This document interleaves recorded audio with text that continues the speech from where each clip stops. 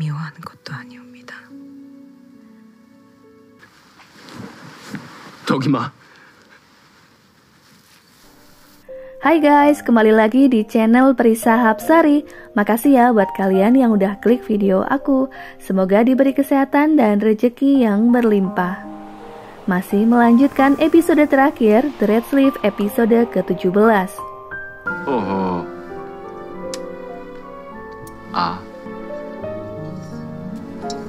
음식을 넉넉하게 준비하여 다행히. Beberapa tahun kemudian, Duk Im melahirkan seorang putra yang sangat mirip dengan raja. Namun sayangnya putra mahkota kecil meninggal karena wabah penyakit campak.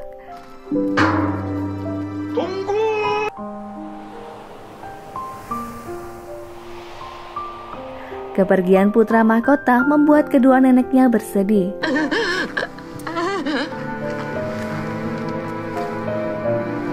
Duk Im sendiri tak bisa mendampingi jasad putranya karena khawatir penyakit penular itu akan berdampak pada kehamilan keduanya saat ini.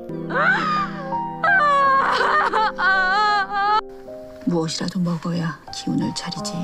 Beberapa hari berlalu, Duk Im masih terpuruk dan kehilangan nafsu makannya. Raja menguatkan Duk Im karena kehidupan masih terus berjalan. Apalagi kini ada calon bayi yang harus Duk Im perhatikan. 무슨 말씀이신지. 영희가 있는 곳으로 차가 안 됩니다. Menghilangnya Yonghee membuat Duk Im curiga jika ada sesuatu yang dirahasiakan darinya. 곧 죽을 거예요. Benar saja, salah satu sahabat Duk Im ternyata sedang menunggu hukuman mati karena terlibat masalah besar. Ia yang hamil di luar nikah saat itu berada di dalam penjara. Duk Im menemui Yonghee walau mendapat larangan dari Dayang senior. 난 죽은 나만 생각했어. Duk Im tak menyangka akan kehilangan sahabat yang selama ini ia sayangi.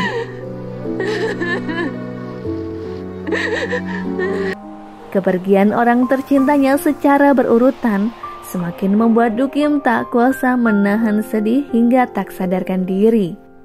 Duk Im terbangun di pangkuan raja yang saat itu mengatakan terpaksa harus menjalankan hukum di negaranya, tak terkecuali sahabat Duk Im.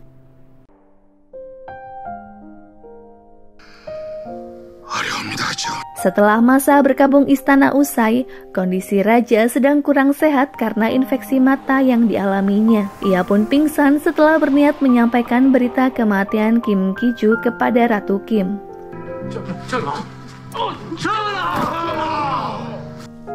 Meninggalnya sang kakak di tempat pengasingan membuat Ratu Kim tak bisa mengunjungi pemakamannya karena aturan istana yang sangat ketat sehingga merasa terpenjara.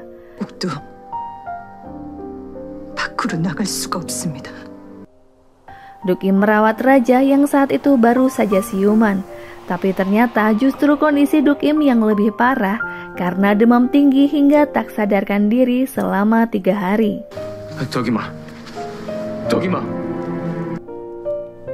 Kondisi Duk Im yang mulai menurun membuat Dayang Seo khawatir.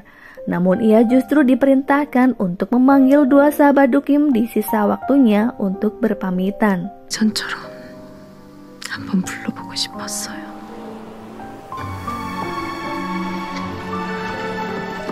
Takut membuat kesalahan, Dayang Seo justru memanggil raja. Duk Im mengatakan suatu hal yang begitu menyayat hati. Jika ia terlahir kembali, Duk Im hanya ingin menjalani hidup sesuai keinginannya. Hal itu seketika membuat raja merasa bersalah karena telah memaksa Duk Im menjadi selirnya. Jika waktu dapat diputar, Duk Im mungkin saja masih hidup sebagai dayang istana dan bahagia bersama sahabatnya. Di akhir hayatnya pun ia masih memikirkan sahabatnya karena tak tega meninggalkan mereka terlebih dahulu.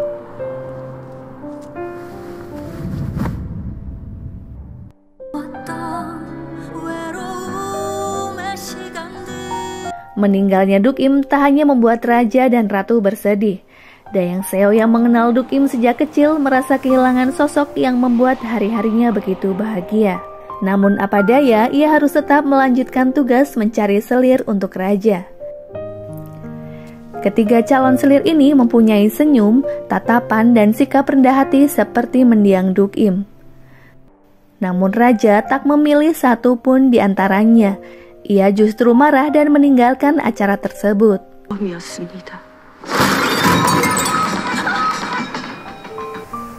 Belasan tahun berlalu, Raja masih diliputi kesedihan yang tak berkesudahan. Walaupun ia selalu berusaha untuk melupakan Duk-im dan tetap menjadi raja yang membanggakan rakyatnya.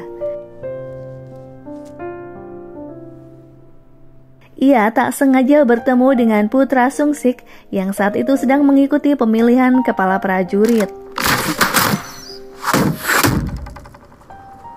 Hanya Kyung-hae, sahabat Duk-im, yang masih hidup hingga detik ini. Ia masih menyimpan rapi semua benda peninggalan milik Duk-im. Raja kembali mengingat kebersamaannya dengan Duk-im tatkala melihat buku dan pakaian dayang miliknya.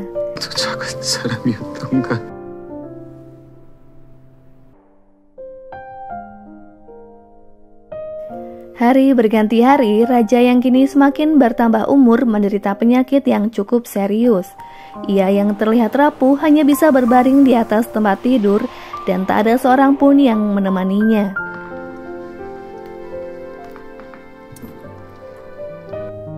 Apakah Raja akan menutup matanya untuk selama-lamanya?